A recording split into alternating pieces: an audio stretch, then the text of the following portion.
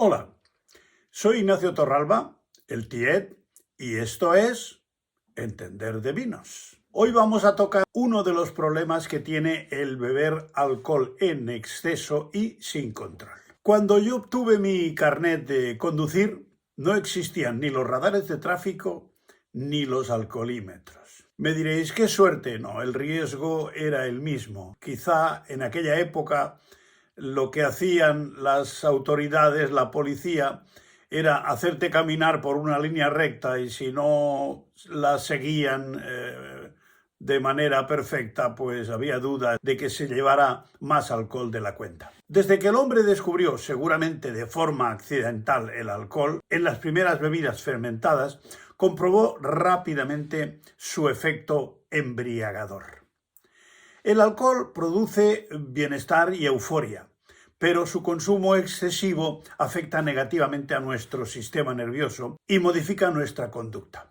En pequeña cantidad es una sensación agradable, controlable, pero en exceso tiene unos efectos nefastos. Bajo el estado de embriaguez se han cometido gran cantidad de desmanes que cuesta creer que sean ciertos cuando pasa su efecto. Hasta que en el siglo XX se fabricaron automóviles de forma masiva y empezaron los problemas. Una persona ebria al conducir pone en peligro su vida y la de los demás. Para intentar paliar el problema se inventó el alcoholímetro, que solucionó un problema y creó otro. El consumo de alcohol es responsable de entre el 30 y el 50% de los accidentes mortales. Es un dato para hacer meditar.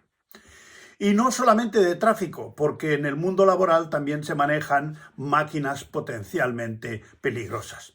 El alcohol es un depresor del sistema nervioso central que altera tanto la actitud con C como la aptitud con P para conducir un vehículo. En su primera fase produce un efecto euforizante que disminuye la percepción del riesgo. Con una alcoholemia de 0,5 gramos por litro se multiplica por 2 el riesgo de sufrir una colisión y con una tasa de 0,8 el riesgo es 5 veces mayor. La tasa de alcoholemia se expresa en volumen de alcohol que hay en la sangre. Se mide en gramos de alcohol por litro de sangre o su equivalente en aire respirado. Después de beber, el alcohol se absorbe en el aparato digestivo, un 20 o 25% en el estómago y la mayor parte en el intestino delgado, desde donde pasa a la sangre, alcanzando la mayor concentración entre 30 y 90 minutos después. Más del 90% del alcohol se metaboliza en el hígado y el resto se elimina sin metabolizar a través de la orina, sudor y aire respirado. Precisamente la determinación del alcohol en el aire respirado es la que se utiliza en los controles de alcoholemia mediante el alcoholímetro o también llamado etilómetro. Sabiendo que hay una relación constante de 2:1 en el nivel de alcohol en sangre y el nivel de alcohol en aire respirado. O sea, 0,25 gramos de alcohol en aire respirado equivale a 0,5 gramos de alcohol en sangre, o sea, el doble de la cantidad. También se puede realizar un análisis de sangre que puede ser solicitado por el interesado para contrastar con el resultado del alcoholímetro de los agentes de tráfico. La absorción del alcohol depende directamente de la velocidad a la que se bebe. Cuanto más rápido se bebe, más cantidad pasa a la sangre. Por eso es aconsejable beber pausadamente, dejando pasar tiempo entre una bebida y otra, y también es muy bueno intercalar alguna bebida no alcohólica, agua o refresco, lo que atenuará en gran parte también la temida resaca. Las bebidas fermentadas como el vino y la cerveza se absorben más lentamente que las destiladas, como la ginebra y el whisky. Tomar los destilados calientes o con bebidas gaseosas, colas, tónicas, etc., aceleran su absorción. O sea que potencian el efecto del alcohol. El alcohol se absorbe en mayor medida en el estómago vacío que si se han ingerido alimentos, lo que disminuye notablemente su asimilación. Las mujeres pueden presentar tasas de alcoholemia más altas con la misma cantidad de bebida, especialmente si son jóvenes. ¿Cuánto tiempo dura el efecto del alcohol? El alcohol se puede detectar en sangre a los 5 minutos de haberlo bebido y alcanza el nivel máximo, como hemos dicho, entre los 30 y los 90 minutos después.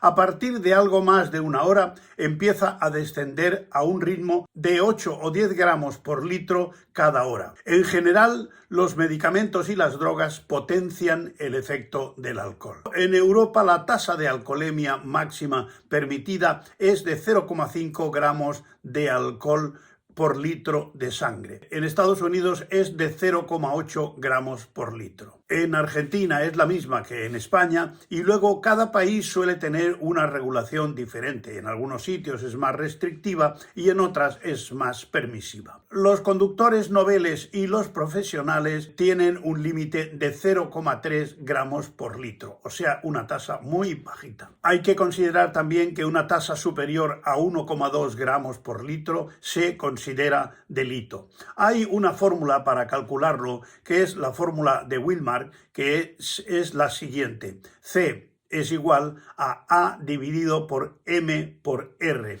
donde C es el alcohol en sangre, A es la cantidad de alcohol ingerida en gramos, R es el factor de distribución del individuo, entre los varones es de 0,60 a 0,80 y entre mujeres y varones jóvenes de 0,55 a 0,60. Y M es la masa corporal en kilos. La negativa a someterse a una prueba de alcoholemia es un delito castigado con penas de prisión de 6 meses a 1 año y retirada del permiso de conducir de 1 a 4 años. Si el resultado del alcoholímetro es inferior a los límites establecidos, la prueba concluye y el conductor puede continuar. En caso de dar positivo, superior a los límites establecidos, el conductor deberá someterse a una segunda prueba con un alcoholímetro de precisión, que ya llevan los mismos agentes de la policía, e incluso una segunda prueba con el aparato de precisión pasados 10 minutos. En último extremo, el conductor podrá solicitar un análisis clínico, lo cual no es aconsejable,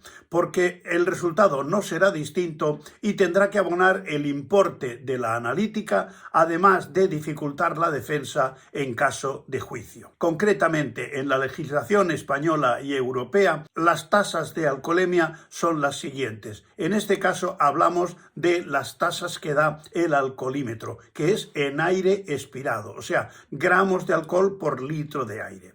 De 0,25 a 0,50 tiene una multa de 500 euros más retirada de 4 puntos. En caso de reincidencia son 1.000 euros más de 4 a 6 puntos. Con la tasa de alcohol en aire respirado de 0,51 a 0,60, la multa son 1.000 euros más 6 puntos del carnet de conducir.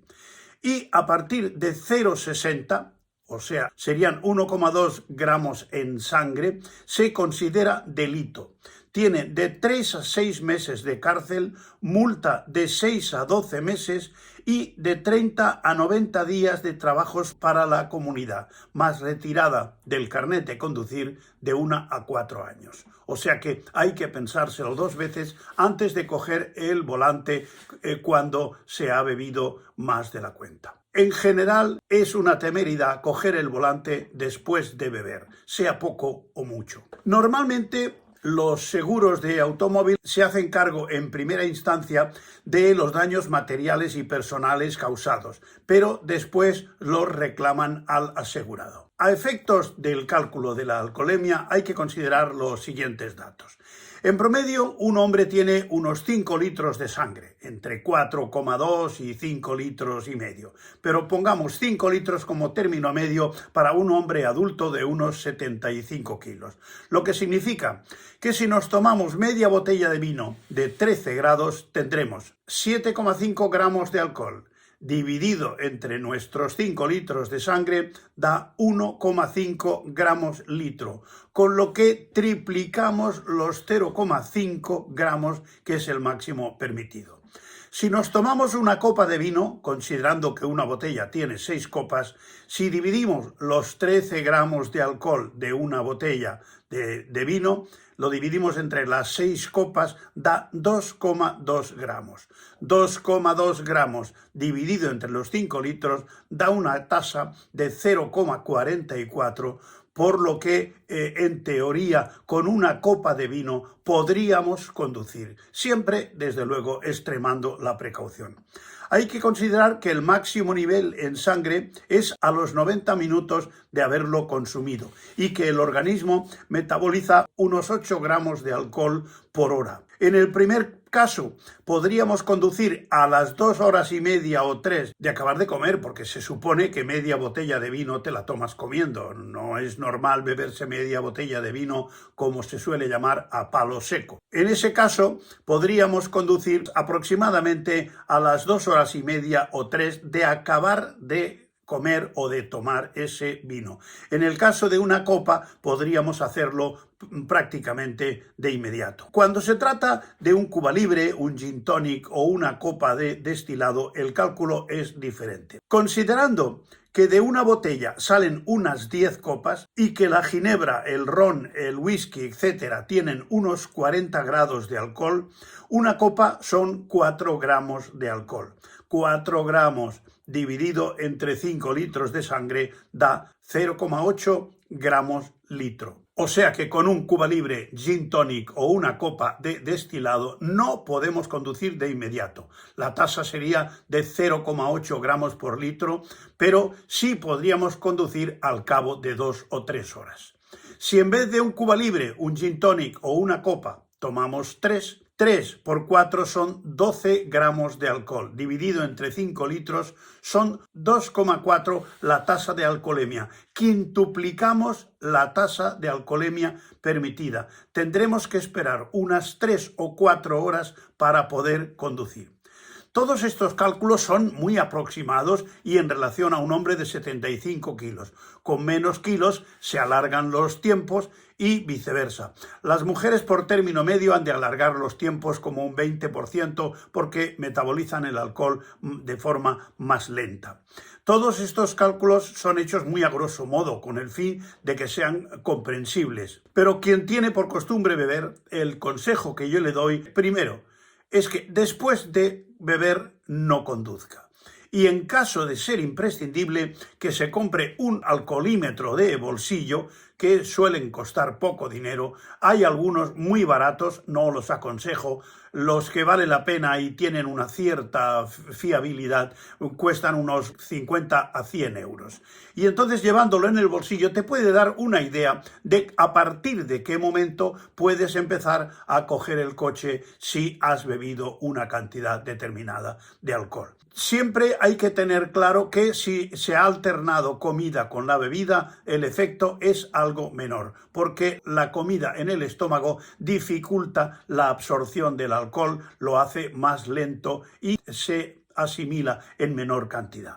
En algunos vehículos de transporte público se han instalado un alcoholímetro que no permite ponerlo en marcha si se supera la tasa permitida. Pero en general, hacedme caso, si tenéis que coger el coche, procurad no beber por lo menos en las 2 o 3 horas anteriores.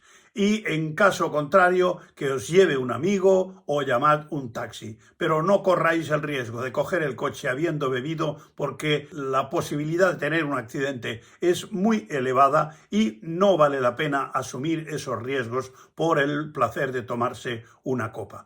Porque entender lo que es la alcoholemia y su control también es entender de vinos. Hasta otra.